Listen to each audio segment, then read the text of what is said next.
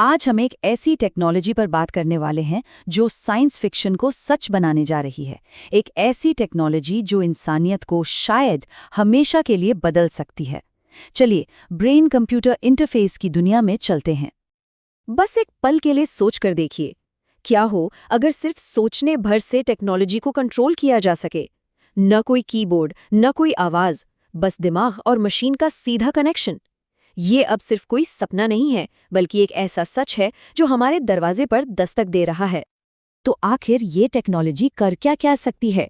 चलिए सबसे पहले इसकी कमाल की दुनिया में झांक कर देखते हैं और समझते हैं कि ये हमारे लिए क्या क्या अविश्वसनीय संभावनाएं लेकर आ सकती है। सुनने में तो ये बिल्कुल किसी साइंस फिक्शन फिल्म का सीन लगता है ना?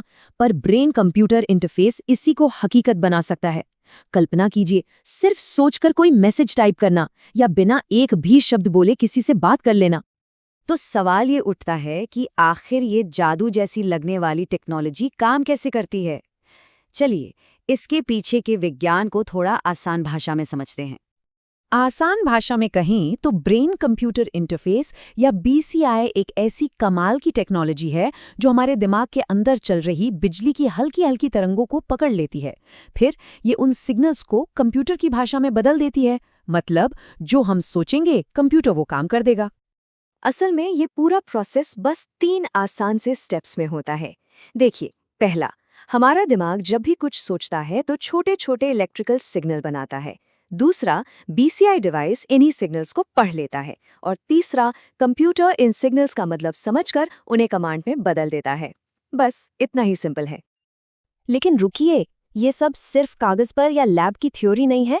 ये टेक्नोलॉजी अब हकीकत बन रही है और इस पर असली काम शुरू भी हो चुका है। और ये समझना बहुत जरूरी है कि ये कल्पना नहीं, ये एक वास्तविक प्रयोग है। अब हम साइंस फिक्शन की बात नहीं कर रहे हैं, हम उन असली वैज्ञानिक प्रयोगों की बात कर रहे हैं जो आज इसी वक्त हो रहे हैं।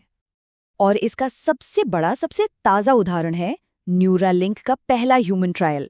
एक ऐसा व्यक्ति जो चल फिर नहीं सकता था, उसने इस चिप की मदद से सिर्फ सोचकर कंप्यूटर का कर्सर हिलाया, मैसेज टाइप किए और यहाँ तक कि वीडियो गेम भी खेला। न्यूरालिंक का ये एक्सपेरिमेंट तो बस एक शुरुआत है, किसी की खोई हुई शक्ति वापस दिलाने की। लेकिन जरा सोचिए, अगर ये टेक्नोलॉजी किसी की क्षमता वापस ला सकती है तो हमारी जो मौजूदा क्षमताएं हैं उन्हें कितना आगे ले जा सकती है। यहीं से शुरू होता है सुपर ह्यूमन बनने का वादा। और अब एक कदम और आगे चलते हैं। सोचिए, दिमाग से दिमाग तक सीधा कम्युनिकेशन। एक ऐसी दुनिया जहां अपने विचार किसी को बताने के लिए शब्दों की जरूरत ही ना पड़े। आपको जानकर हैरानी होगी कि वैज्ञानिकों ने ऐसा एक प्रयोग किया भी है जिसमें 3 लोगों के दिमाग को एक साथ जोड़ा गया था। हाँ, ये टेक्नोलॉजी अभी शुरुआती दौर में है, थोड़ी धीमी है, पर इसने ये साबित कर दिया है कि ऐसा करना मुमकिन है। और माना जा रहा है कि 2030 के बाद सीधा दिमागी कम्युनिकेशन हकीकत बन सकता है। लेकिन सुपर ह्यूमन बनने का मतलब सिर्फ टेलीपैथी तक ही सीमित नहीं है। सोचिए, अगर किसी की याददाश्त 100 गुना बढ़ जाए तो? ये वो ताकत है जो हमें हमारी कुदरती सीमाओं से कहीं, बहुत कहीं आगे ले जा सकती है। क्या होगा जब हमारा दिमाग सीधे एआई से जुड़ जाएगा? ज्ञान की तो कोई सीमा ही नहीं रहेगी। महज 10 मिनट में एक नई भाषा सीख लेना, सेकंडों में मुश्किल से मुश्किल गणित हल कर देना या अपनी देखी हुई हर चीज को हमेशा के लिए याद रखना, ये सब मुमकिन हो जाएगा। ड्रोन, कारें, कंप्यूटर्स, सब कुछ सिर्फ सोच से कंट्रोल होगा। ये सब हमें इंसान के विकास के एक बिल्कुल नए पड़ाव पर ले जा सकता है। हम शायद एक नई प्रजाति की शुरुआत देख रहे हैं जिसे होमो टेक्नोलॉजिकल्स कहा जा सकता है।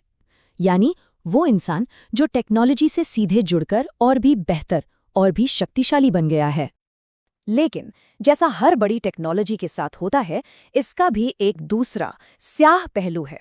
अब कहानी के उस हिस्से पर आते हैं जहां इस टेक्नोलॉजी के गंभीर नैतिक जोखिम और डरावनी संभावनाएं छिपी हुई हैं। और इस टेक्नोलॉजी का सबसे खतरनाक, सबसे डरावना पहलू है माइंड हैकिंग। यानी किसी के दिमाग में घुसकर उसके विचारों को पढ़ना, उसकी यादों को बदलना या मिटा देना।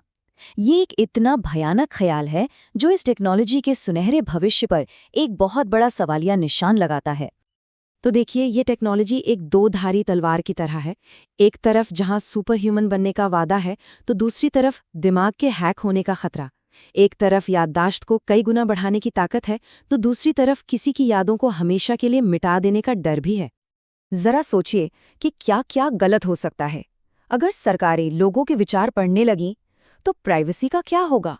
वो तो खत्म ही हो जाएगी। अगर कंपनियां सीधे हमारे दिमाग में विज्ञापन भेजने लगी, या किसी की यादों को उसकी मर्जी के बिना बदल दिया जाए, और सबसे बुरा, अगर हमारे फैसलों को ही कोई और कंट्रोल करने लगे। ये एक ऐसी टेक्नोलॉजी है जो हमारे लिए स्वर्ग भी बना सकती है और नर्क भी। इंसान की आज़ादी छीन सकती है और हम अपनी ही बनाई हुई टेक्नोलॉजी के गुलाम बनकर रह सकते हैं। इसका अंजाम क्या होगा, ये अभी तय नहीं है। तो आखिर में असली सवाल ये नहीं है कि ब्रेन कंप्यूटर इंटरफेस क्या क्या कर सकता है। असली सवाल तो ये है कि हम इंसान इसका इस्तेमाल कैसे करेंगे। सही रास्ता हमें सुपर ह्यूमन बना सकता है और गलत रास्ता हमें अपनी ही टेक्नोलॉजी का गुलाम। ये एक बहुत बड़ा फैसला है जिसका सामना हम सबको मिलकर करना होगा।